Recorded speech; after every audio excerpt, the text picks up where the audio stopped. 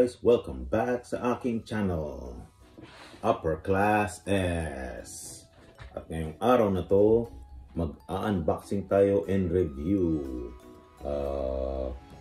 from Diamond Select, Captain America Ultimate Bust 1945. Ayan guys, ganda.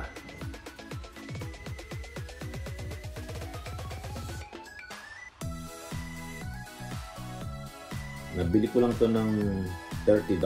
So parang 1,650 lang siya. Bali, dalawa to na bus. Nakuha ko sila ng $60 to $70. So half na. So bali, $30 siya. At yung price range niya ngayon, yung last na nakita ko is nasold $200. Parang merong between to $200 to $250. So 11,000 pesos to 13,000 to 14,000 pesos. Yan. Kaya naswerte ako nung nakita ko 'to. Matagal ko na 'tong hinahanap eh. Kasi dati bala ko talaga unang bilhin to. Naalala niyo pa dun sa mga previous na ginawa kong video na ayun oh, si yung sa nasa on motorcycle siya, kaya lang wala siyang helmet.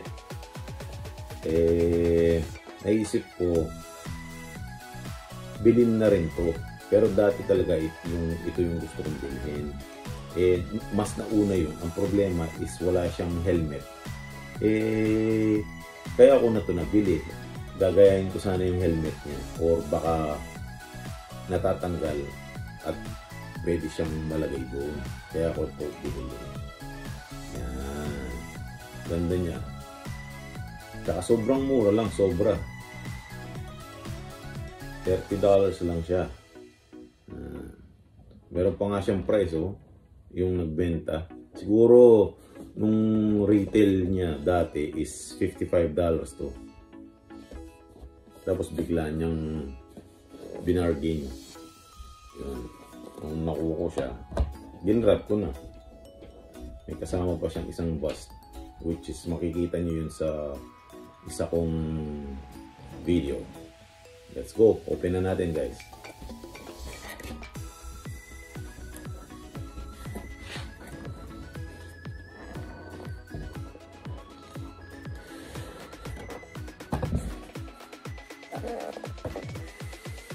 So I think ano to, bali siguro used na to, kaya mura, pero hindi ko pa alam kung yung condition niya.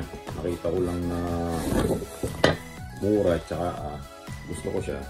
Again, tag ko na agad siya. Yan.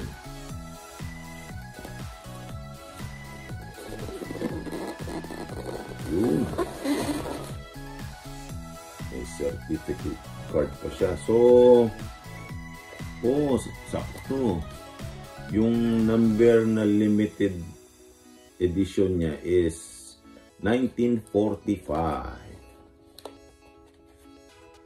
Ayun o.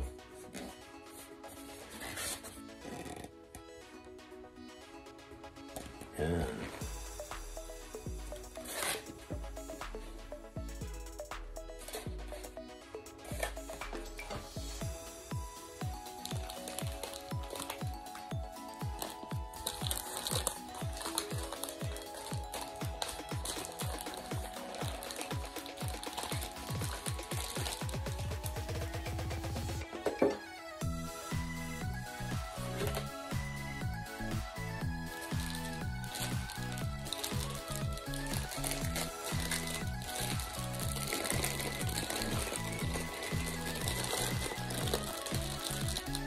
Mukhang bago pa siya guys, I think. Medyo na-display na siya, makikita niyo sa baba niya, medyo konting use na siya, pero yung kondisyon niya maganda. Wala naman siyang basag. Maganda yung pagka-scalp niya. Sting.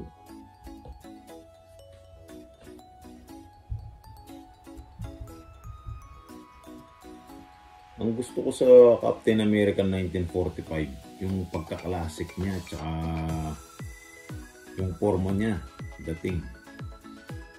Tsaka gusto ko yung pagka-jacket niya, tsaka yung nakamas sa Captain America, tsaka yung classic na shield niya. Tsaka mahilig kasi ako sa mga soldier o sa mga barilan ng movie, kaya tsaka yung helmet niya yung paborito ko sa 1945 na suit ni Captain America. Maganda yung base niya, oh. Meron na flag ng USA, tapos may mga stars. Ayan. Tapos lahat ng mga pouches, wala siyang mixed media, lahat sculpted. Ganda. Tapos ito medyo malambot ng konti, pero I think sculpt din to, na move yung straps sa helmet niya. Pero ang plan ko kaya ako binili to is sana kala ko natatanggal yung helmet, hindi siya, so naka-glue siya. So bali siguro kakapihin ko na lang yung dating niya para magawan ko ng helmet yung nasa motorcycle. Yan. Ganda talaga ng shield ni Cap. Yung classic 1945. Bigyan ko kayo ng closer look.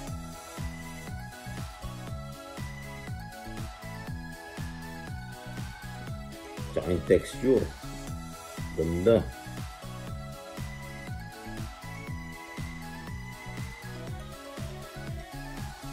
Yan, no?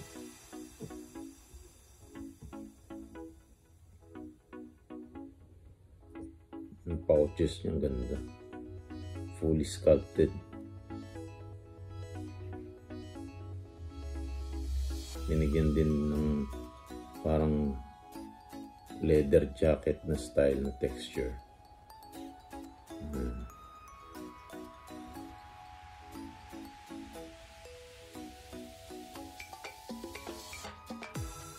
At yung mga previous na mga bust, compare sa mga iba, ito, kahit na maliit lang siya, gusto ko yung open mouth niya, yung expression ng bibig niya.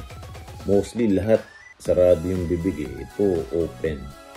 Kaya ko rin siya nagustuhan. Ganda ng pagkagawa ng mukha niyo. Diba? Yan.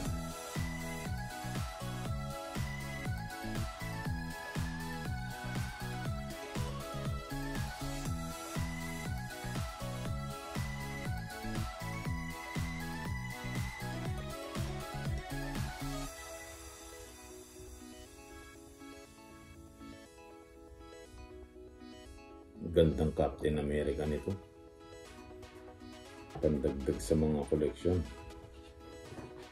Ayan, bigyan ko pa kayo ng last na 360 guys.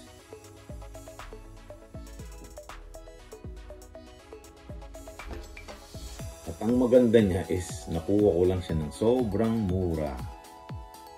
$30 compare sa yung last na nakita ko na nasold noong December, which is $200.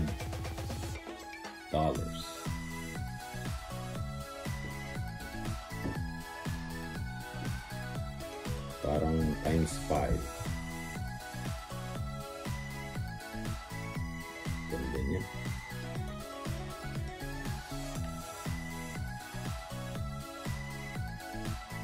Ayan. Salamat. Steve. Kung makapaniwala na kuha ko lang ito ng mura. Ayan. Thank you guys. At kung nagustuhan nyo itong video na to, comment down below Please like and subscribe. Upper Class S. Peace.